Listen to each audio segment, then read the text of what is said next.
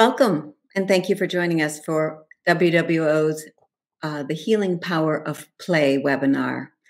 Today, I am thrilled to introduce my colleague, Melissa Middow, the Director of Programs here at WWO. Melissa has been with us, hi Melissa, for 10 years, and she does U.S. oversight of our offices in Haiti, Bulgaria, Ethiopia, and Vietnam. Thank you for joining.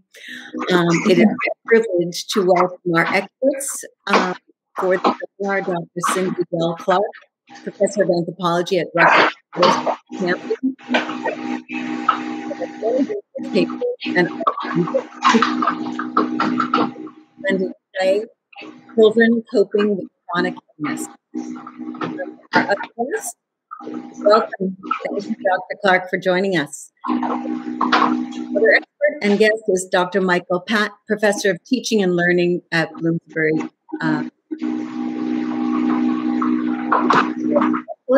the author of numerous research articles and publications, including The Therapeutic Benefits of Play for Hospitalized Children.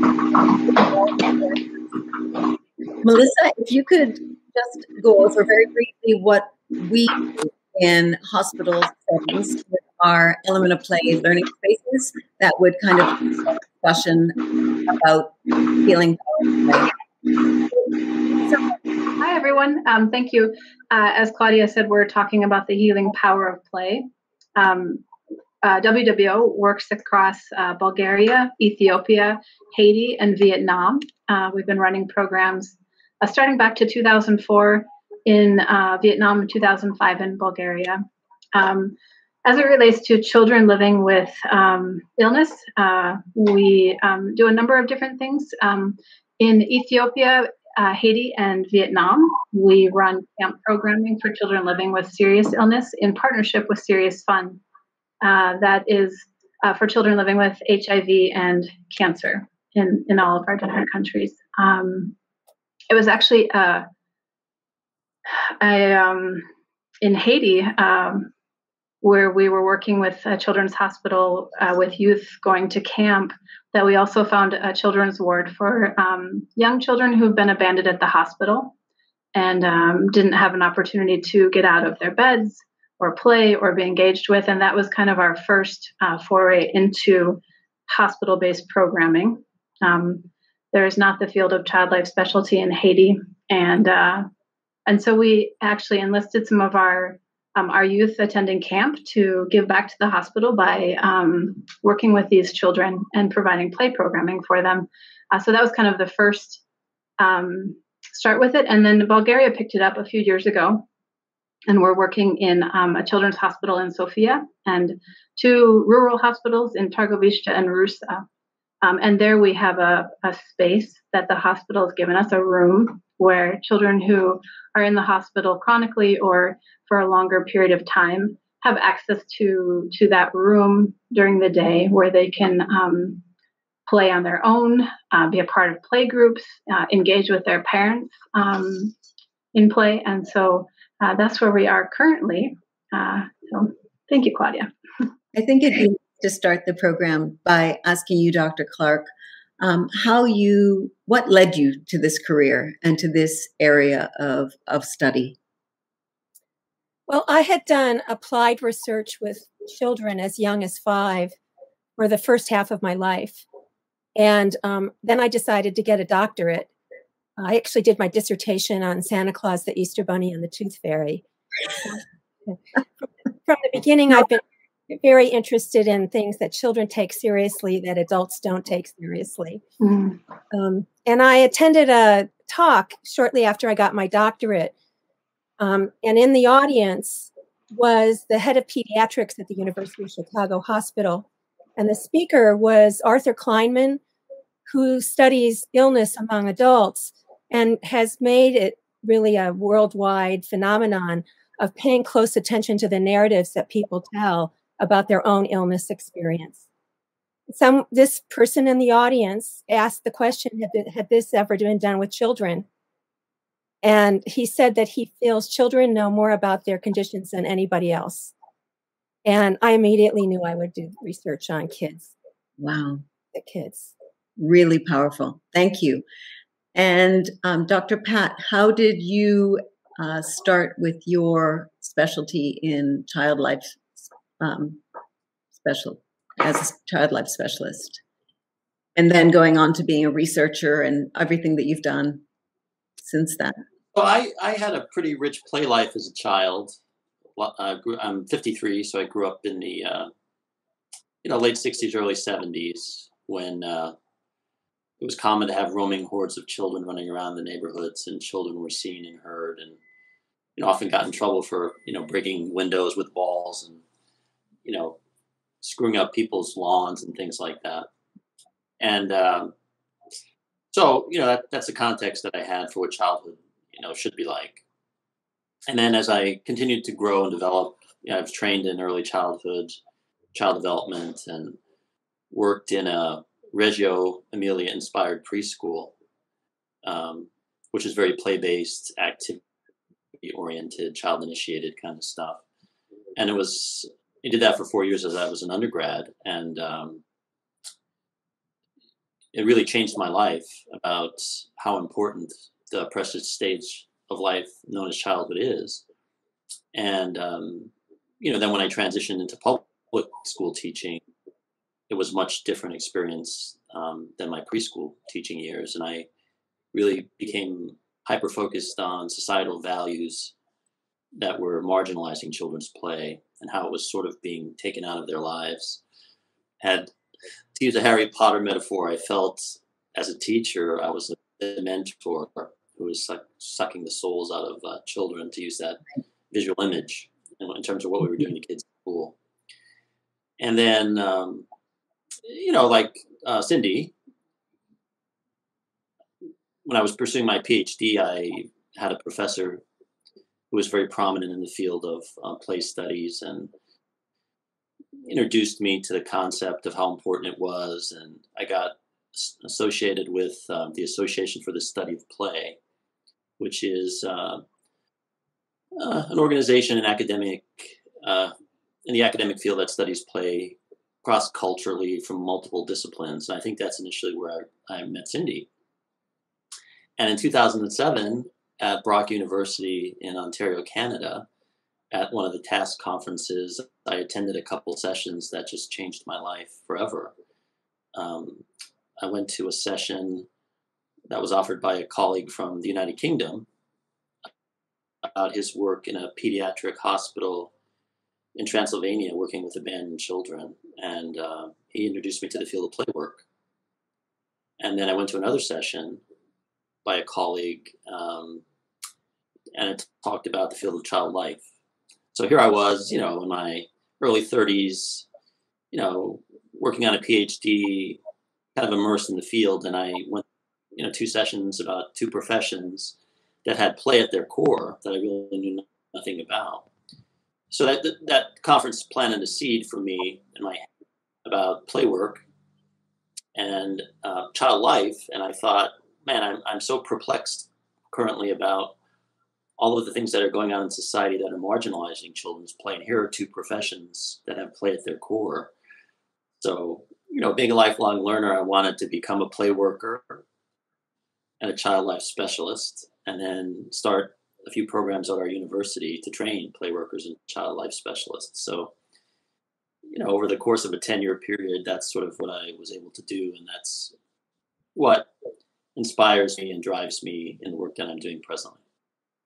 I'm glad you mentioned that you have worked internationally, because I wanted to ask both of you, what is the common response to play work within hospitals, nationally, internationally? What do you see everywhere you go when it comes to playing and the power that playing has on hospitalized children? Dr. Clark, if you want to start, we'll bounce back and forth. Well, I think that often the medical side of treating children hasn't been trained in the way that spontaneous play can be therapeutic. In fact, I think Stuart Brown, a famous play theorist, defines play as time spent without a purpose. And when you think of play as something that's purposeless, you think, therefore, that it doesn't have any good ends. But in fact, there's a big paradox when it comes to the therapeutic use of play, that by not aiming to go in anywhere in particular, the child takes the play in exactly the direction that will be therapeutic for them. So it's difficult sometimes to communicate that. People become a believer from seeing process, not necessarily from being trained when they were MDs in training. That's really important that you basically bounce back what Dr. Patte said when he said children know more what to do with play and how it's going to help them than adults would know. So what has been your experience nationally and internationally, Dr. Patte? Well, to piggyback off of Cindy's comment, that's the reason that it's so marginalized in schools, is because, teachers are often put in the position of, just trying to justify. And, if it's not going to help, Olga Jarrett, who's one of my colleagues who's done a lot of research on school recess, and there, her research inspired me in terms of play advocacy. And she said she was trying to get legislation passed in the state of Georgia that mandates that children have 15 or 20 minutes of unstructured free time during the school day, and they couldn't get it passed through the legislature. She's been trying for 25 years, and the superintendent of schools of the Atlanta area schools had a famous quotation in a newspaper article years ago that we're not going to raise our test scores by allowing children to play on monkey bars. That was his comment. And today there's a lot of pressure on teachers and test scores and stuff, and salaries are based on student performance. So you got all that kind of stuff playing in. So that's why it's sort of being marginalized at school. In terms of internationally, the field of child life has been around since the concept and since the 60s, in the early 1980s. Presently, there are about 400 children's hospitals in America that offer child life services. So it's Canada, North America, South America. And then it is also a profession in other parts of the world. We, at my university, formed a collaborative partnership in the last 2 years with Great Ormond Street Children's Hospital in London, which is one of the most famous children's hospitals in the world. We've set up a exchange, a practicum experience where pre-COVID, we would take 20 to 25 students a year to Great Ormond Street, and they would get to interact with the hospital play specialists, is what they call the profession in the United Kingdom. And they actually employ play workers in children's hospitals there as well, which is interesting. So we have both a child life program and a playwork program at Bloomsburg. So our playwork students and child life students can kind of collaborate together to carry out the important work that they do there. So we were supposed to go this summer for the first time, but COVID happened. So we developed a virtual experience where our university students created different activities, and then they implemented them in real time with parents and children at Great Ormond Street Children's Hospital using Zoom, which is fascinating to see how that all played out. So, and then we also have other relationships with a lot of state-based organizations to have our students do field work. So, so it's an important profession. And in terms of the international connection, there's a lot of similarities between hospital play specialists, child life specialists. It's just that the training is a bit different. It's a 2-year training program internationally, and it's presently a 4-year program in the States.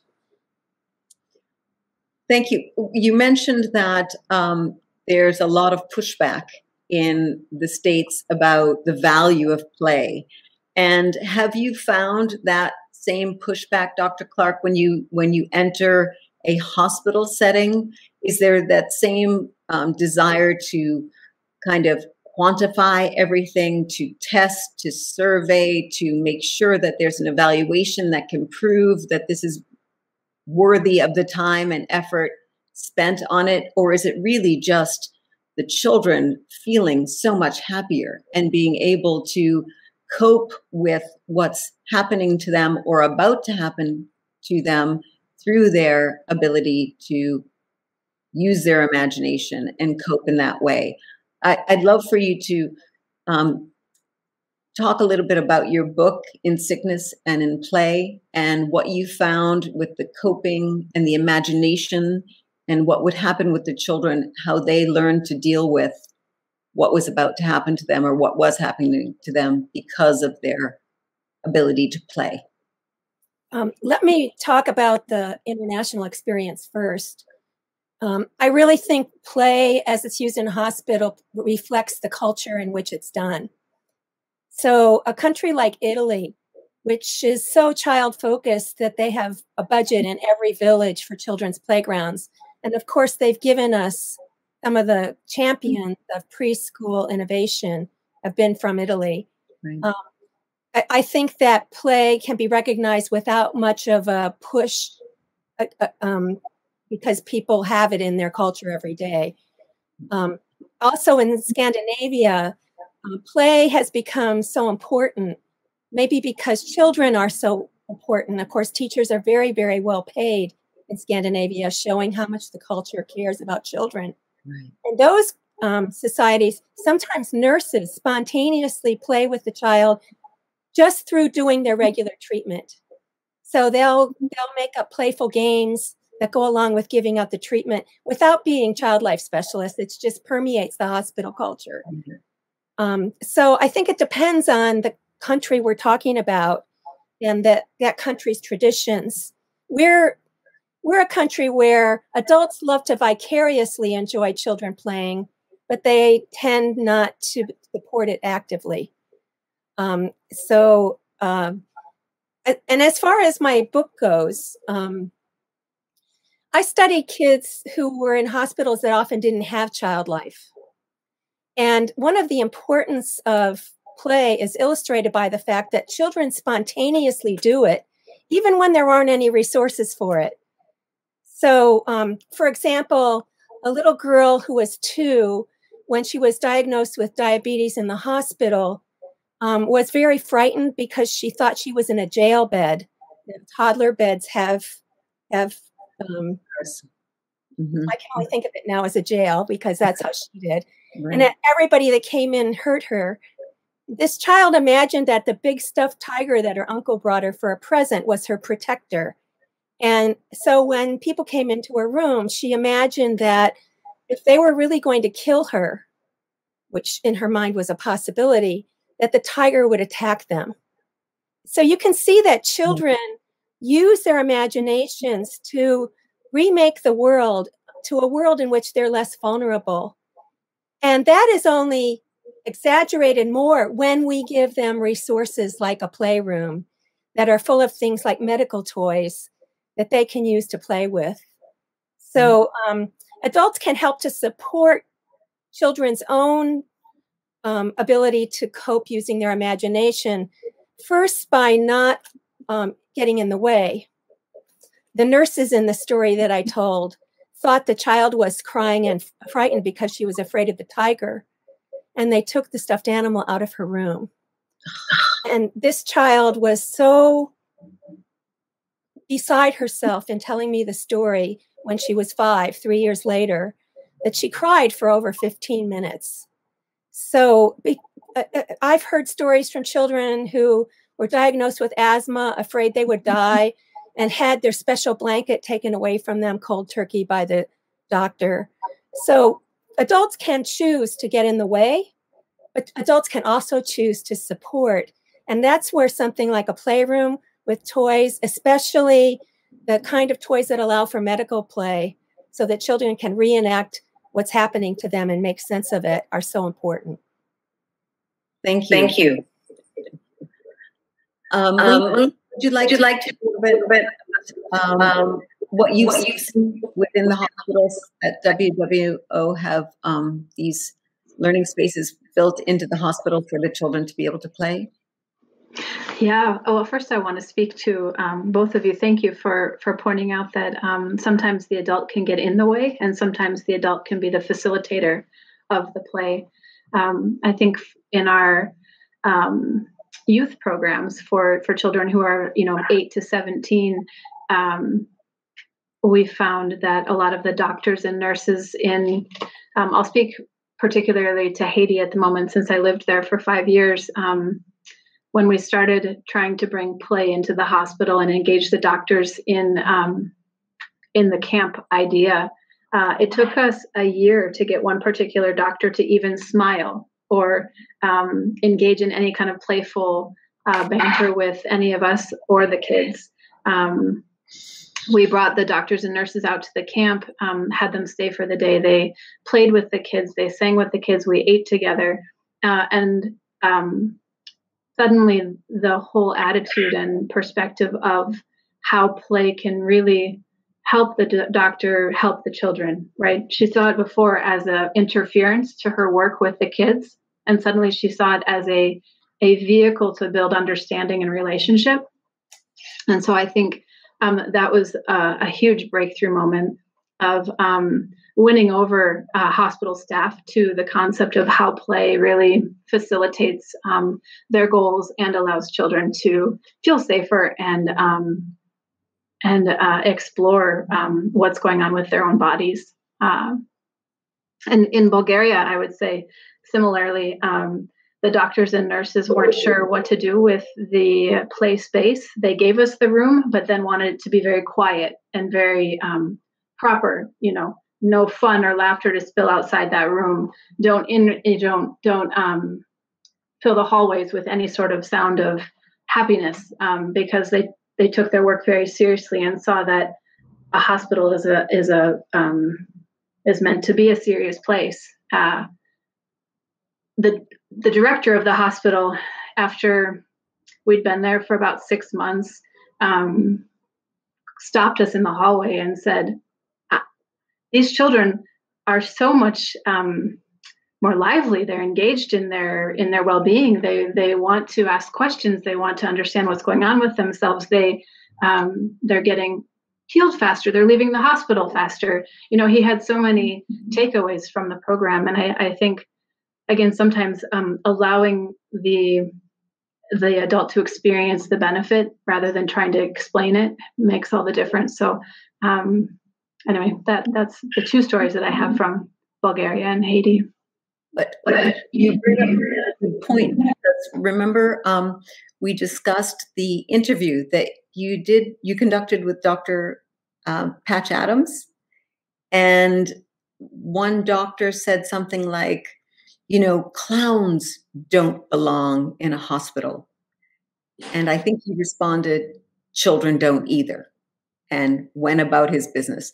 I'd love to, since we have this great segue that Melissa provided for us, I'd love to talk a little bit about your interview with Dr. Adams, Patte Adams, and some of the nuggets of wisdom that he shared during this interview.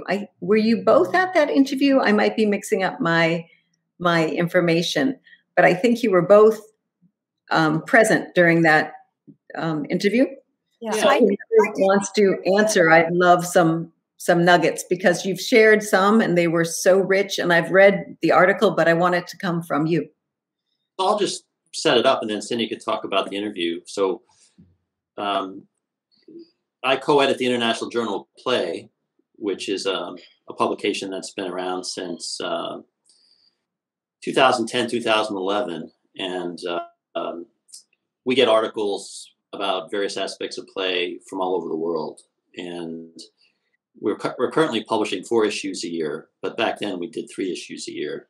And the co-editors were keen on having one special issue each year that focuses on a particular topic that would be of interest to our international readership.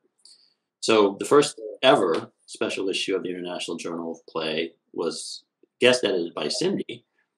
And the topic was play and well-being, generally speaking.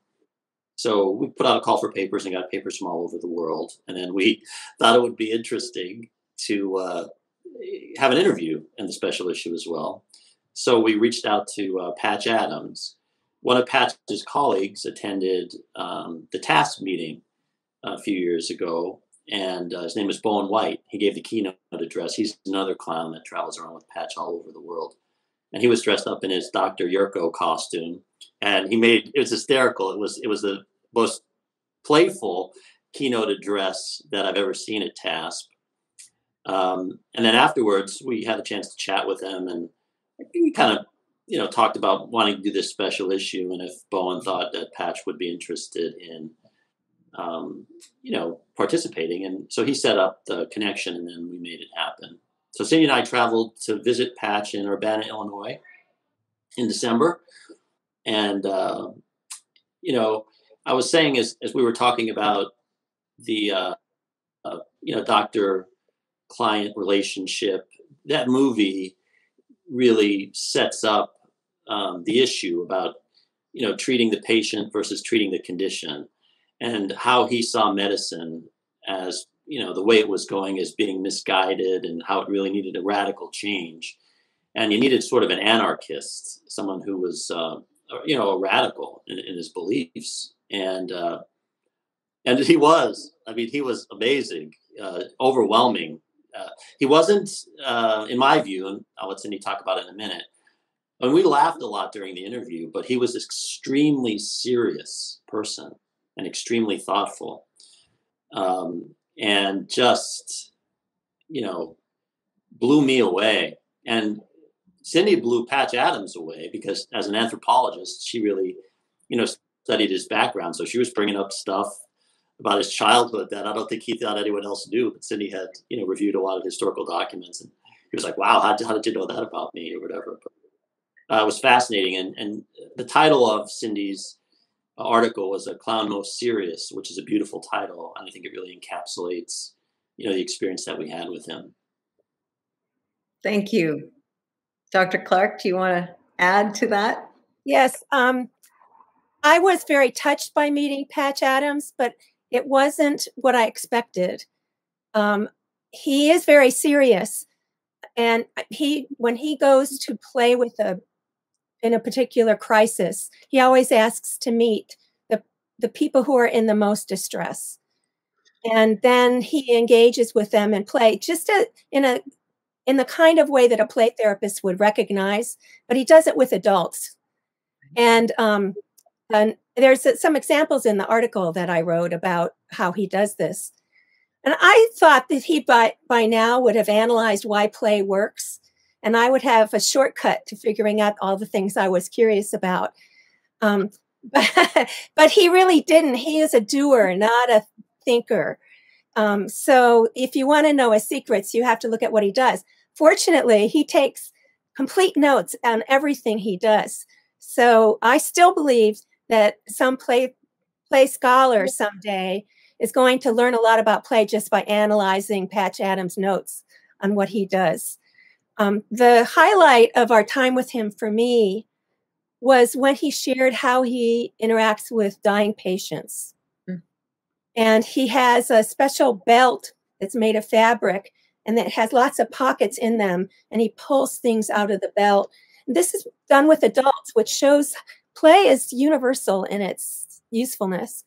And he, for instance, has things you can smell, and he has a feeling about the patient and gets out a certain thing for the patient to smell, and other activities that a person who's in pain at the end of life can use to help make meaning out of the very experience of the end of their life. It was very, very moving. On the other hand, he certainly has his light side. He has collected more fart books than I've ever seen. Or ever want to see, would be my response with little kids. That's very funny. Actually, that tells you something about the universality of play, because fart jokes are universal.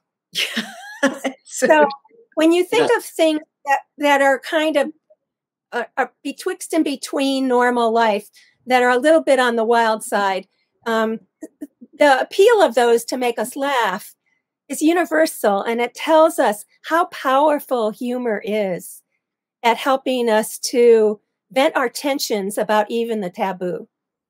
And he's always in his costume. That's another thing. He's never been out of his costume in public in 30 years. And he said he finds that it disarms people, when he approaches them, because he has, like a little blue streak in his hair, and he's got the clown thing on and like a little fork earring. And he said, anytime he approaches anybody, it kind of just, sets the tone. And he also, in terms of the farting stuff, he had a little device that he carried around with him with 6 or 7 different buttons that had 6 or 7 different fart noises that it could make. He was in an elevator, he would just like press one of the buttons and people. So That he is, was, yeah, just a beautiful human being, very generous. And once again, I was just taken aback. I mean, I was surprised, like Cindy was, about how serious he really was, and how committed he was to his cause. And to this day, he travels 260 to 270 days a year all over the world with his band of clowns. I mean, he's invited both of us to go on one of the trips. I'm still in correspondence with him. I write to him like once every 3 or 4 months, and it's all postcards. He doesn't use a computer, so it's all handwritten correspondence. So wow, that's something. Yeah. So you have, I mean, he's so fully engaged, the whole thing. It's not just tick, tick, tick, send. No. That's beautiful. I remember send it to him, and then a postcard saying, thanks. How's the family and all that kind of stuff. I was happy I got a postcard after I wrote the article on him, because I was very nervous about what he would think of it. But he clearly thought that I nailed it. So I was really pleased about that. Excellent. It was a long article too. I loved it, but it was not like a half page. It was really many, many pages. And when I read it, I remember him saying almost, I think you wrote that it was a little bit snappy, that when you were asking for it, so give me the how, why, give me the real meat of this. And he said, you're just going to have to experience it. Like this goes back to your shortcut.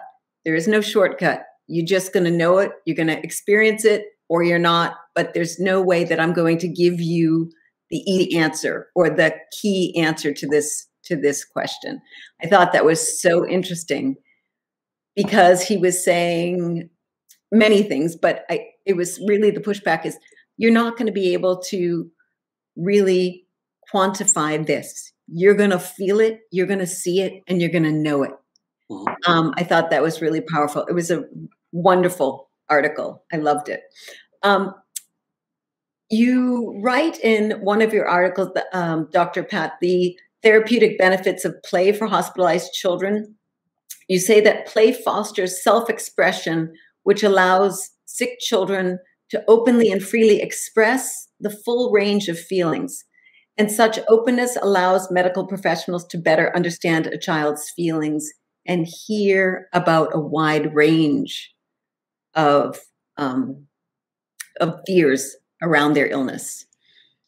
So when I read that, I thought, this relationship and the understanding that we're giving the medical profession about this tool called play to allow children to express themselves clearly, and to allow physicians and clinicians to see a different side of the child, to humanize the experience more than it could have been perhaps without this. Could you kind of expand upon what I'm clumsily, it's just moving towards? The way they experience the world, the way they understand the world. And it's through their play that they are able to communicate with us. Like, based on Freud's work, the field of play therapy was born. And that is a very open-ended process where it's not clinician-driven, it's child-driven. So it's the materials that the therapist introduces into the experience, and it's through the child's play with those materials that the story eventually comes out. It's not there, the clinician's not sitting there with a, ready-made list of questions to try to get at the root issue. It's just, the expressive arts. So, a lot of hospitals now have incorporated music therapy, movement, drama therapy, dance therapy, play therapy, art therapy, the nonverbal therapies. because children have a way of expressing themselves in a variety of different forms. There's a beautiful poem that the founder of the Reggio Emilia approach, Loris Malaguzzi, wrote back in the day, called 100 Languages of Children. And he talks about the different ways that children express themselves, and they do it in 100 different languages. But he says in the poem that we, highlight 2 or 3 languages over the others. It's like the cognitive academic stuff, and it's all other ways that children express themselves that really are significant that we don't think about. And I find that to be true, both inside and outside of the medical setting today. So when I studied the field of play work and child life, I took a sabbatical from the university, and I spent 6 months in the United Kingdom that year, the first 6 months of the year, with my colleague Fraser Brown, teaching and researching the field of play work. And I got to travel around the whole of the United Kingdom and visit hospitals and prisons and adventure playgrounds where play workers were practicing their craft. And it was so inspirational. I mean, I came back and I was like, it was the most amazing experience of my life, professionally speaking. And then I transitioned from that, and then I did my clinical internship in a children's hospital, so that I could be a child life specialist.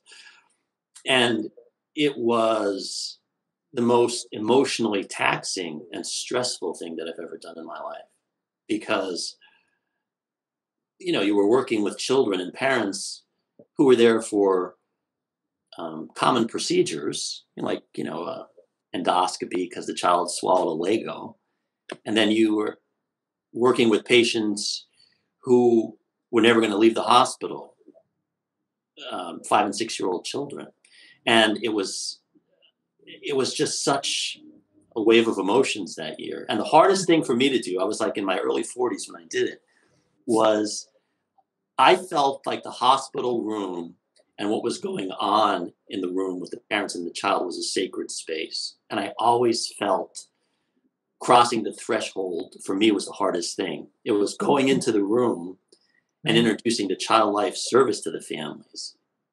And I remember having a conversation with my, child life specialist friend saying, I'm having a hard time going into the room. I feel like I'm intruding. But what I found was that when I walked in and I just said, hey, I'm Michael, I'm a child life specialist.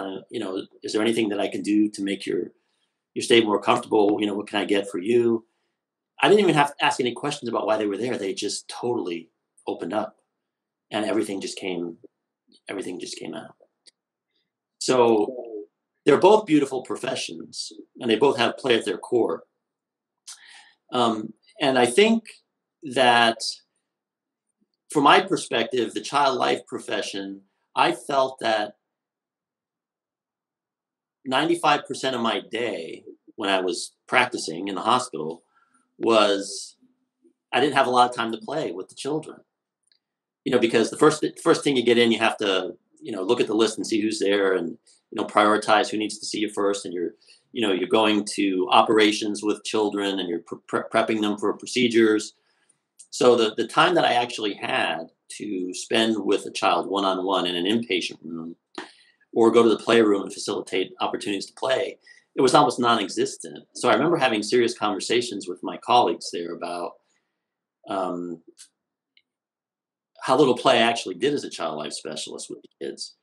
So what's interesting in the UK is they have the hospital play specialists who do that, but then they have the play workers who are trained just to work with children in terms of facilitating children's play. So I always thought after seeing that I think that would be a nice thing to maybe incorporate into the American hospital system, but it would just come down to, there would have to be volunteers because there's not enough money in the budgets to do something like that. So I understand procedural support is important, prepping kids for procedures, distracting them when they're at a procedure, Right. Working with the parents and siblings is important. But I just felt I never had enough time to fully engage in as much play as I would have liked. And I think it would have been interesting if I did the child life internship first and then went to the play work experience versus the other way around. Right. Because because I think that sort of made it more difficult for me in the way it was structured. Melissa, thank you, Dr. Patte. Melissa, can you kind of give us some color on how it is handled in Bulgaria, for example? Do they have enough time to be with the children, to play with the children? Do the children have to come out to the learning space, or do they want to come out to the learning space, or are some toys brought into them? Is it volunteers or clinicians that are actually the learning space librarians? How does it work within the WWO world of the element of play and the learning space in the hospital? Yeah, thank you.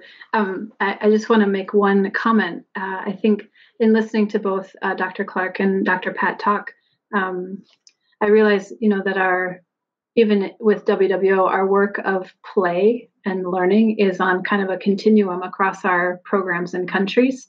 We look at play in the preschool, and the pushback we get, say, from Ethiopia with preschool teachers who've never used play in a classroom. We come at it from a very structured and here's the program, and here's why it works with developmental domains, and here's how your child will benefit from play. And it's a very structured program. And then in talking to Dr. Clark, and we were kind of highlighting that component of our program, she also reminded me of the importance of the spontaneous play, the play that is child-led, child-driven. And I think in our hospital programs, we see more of that spontaneity, where in Bulgaria, we have a room that the hospital is given, and it's open for usually between 4 to 5 hours any given day of the week, so that when a child is in the hospital and they're not engaged in a treatment or something, they can come and spend time in that playroom, in what we would call a learning space, a play space. And the play specialist that we have engaged there kind of facilitates an opportunity for a child to pick what they want to do. We have a bunch of toys, blocks, wooden blocks, different books, different puppets, different arts and crafts activities, some medical toys, some of like the blood pressure and the pretend needle, and Band-Aids and things. But really I think that's where we see the spontaneity of play, kind of following the child's guidance.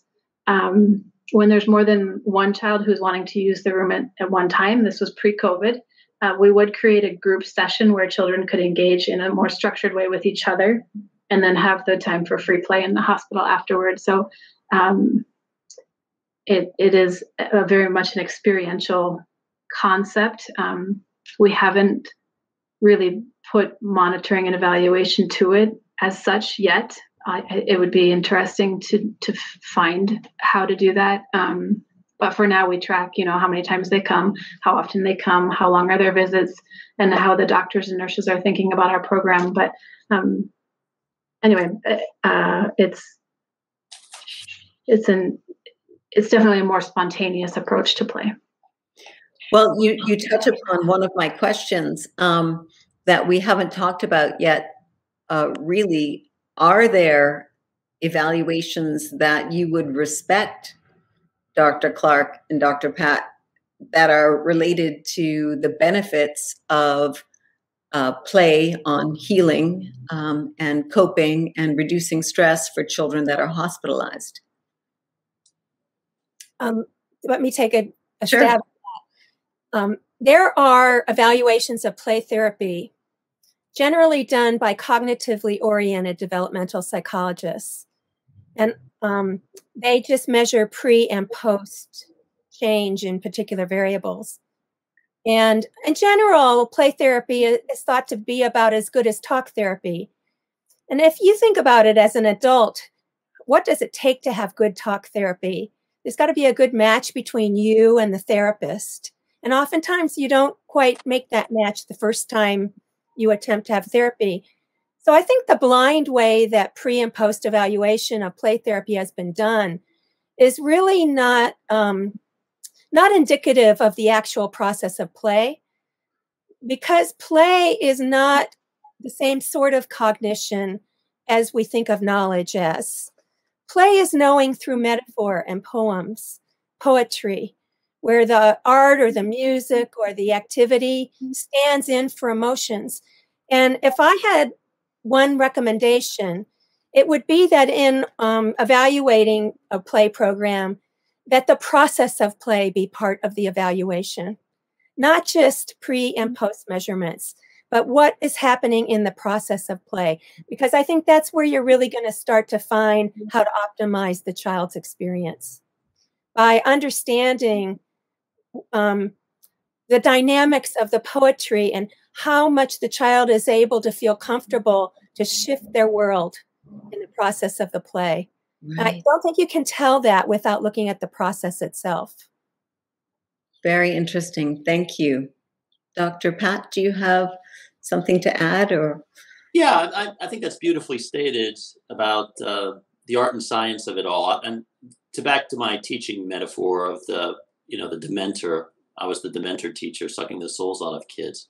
They often say that teaching is part art and part science, where you have to know the content in terms of what you're teaching, but if you can't relate to people, you're never going to get anywhere. And I find the same thing in the child life profession. So what I found in my experience was during the day, after you interacted with a child, you had to go to a computer and chart what had happened. And they have to justify how much time they're spending with each patient, and then what the benefits of their interaction with the patient is, in order to, if they wanted to bring another child life specialist on board, they would have to make an argument based on data, So, children display more cooperation during procedures. They're report less fear post-procedure. They require less sedation, and their recovery times are quicker if they're not stressed out. So play can impact all of that stuff. But what the child life specialists are often in the position of doing is having to chart all that stuff in order to get another person on board. You know what I mean? Because we're actually saving you money because children aren't in the hospital quite as long because of what we're providing for you. So I remember, sitting there for hours, charting, and the lead child life specialist was telling me, you have to make sure you document that, because if we want to get another person on board, that's what they're going to be looking for. So it's always down to the logistics, And to Cindy's point, I agree. It's about the heart and the soul. There's a wonderful quotation, educational writer Jonathan Kozol uses about working with young kids. And he says that working with young children is one of the most special things that anyone can do, because you get to bring joy and mystery and mischievous delight into the hearts of little people in their greatest years of curiosity. And that's what Cindy's talking about. But, I don't see a lot of joy and beauty and mischievous delight in school. Not a medical setting. So that's the crux. Yeah, I think that's it in a nutshell, is that today's evaluation research is so outcomes focused. Yeah. That what we know about how play works is really very small compared to its capacity. Yeah. And there's very little research done with the metaphor as a process in children. When they think about a tiger as a savior, the cognitive process of doing that is not much studied. And I think we really need to not leave that behind as an important aspect. Well said. I think that's a really great statement for us to now say, is there anything we missed? Because every time I do a webinar, I think, oh, I wish I had asked the experts what I forgot to ask the experts. So is there something obvious that we haven't talked about? The time has flown by for me personally, And I cannot thank you enough. But I really do want to look to all three of you and say, what have I missed, or what have we missed in this really fabulous conversation that I'm so grateful to all three of you for participating and being a part of this, I think, very important topic and conversation. I just think about what the roadblocks are, or the impediment way. One of the frustrations I had in the hospital was, the types of play and the types of play materials that have the highest play value are hard to integrate into the medical setting because of infection control. Mm. So, wood is a no-no. Cardboard boxes are a no-no. Most of this stuff is plastic. And I spent hours and hours with disinfectant scrubs, and my hands were all chapped up from all of the cleaning of toys that I did. So I remember having conversations with my colleagues about play value and the kinds of materials that we can incorporate into the children's hospital. So I think just knowing what some of those roadblocks are, and then coming up with solutions to overcome them. Imagination Playground is Rockwell developed these loose parts that are microbial resistant that you can actually incorporate into children's hospitals now, but they're very expensive. So, coming up with a grant to get the money to purchase some of these things is a way you can kind of get around, well, I can't use cardboard boxes or wooden blocks, but I can use an Imagination Playground, but we just need to raise $10,000 in order to buy one. So that's a simple example of knowing what some of the barriers are and then trying to overcome them. Thank you. That is important. I mean, look at where we are now. We can't touch anything. We can't be with other people. So very good point. Dr. Clark, anything that we've forgotten? The one thing I would add, and COVID certainly highlights this, is that the very best playthings are people. That children who are in hospital have a like-minded community around them, all of whom are having to be very brave at an age when we don't normally expect that of children. Right. And having an opportunity to play with others is a very important thing. I know you have camps in some of the countries that you work in. Yes. And ideal settings for children to make their own play together and bring up the very issues that they share, the things that are difficult about having a particular condition. They make fun of and mock. They do things like do paintings with syringes when they're diabetic, or use their asthma spacers to make music. And it's the being with your fellows that helps to make that play so efficiently focused on the hardships that kids share. Thank you. That's a very good point, and very important that we kind of wrap this session up with that point, because it's powerful, and you don't need a lot of money. You can have volunteers, you can have other children joining hands with the same illness, and as we do with the Serious Fun camps, and really do a lot to help these children overcome the stress of hospitalization. Thank you all. Thank you so much. It was a pleasure to be with you. Thank you for participating. Thank you to our community, those that have joined us on this webinar. I hope you'll join us again. And thank you to our experts and Melissa. Take care, everyone. I hope to see you soon. Thanks for the invitation. You bet. Thank you for joining.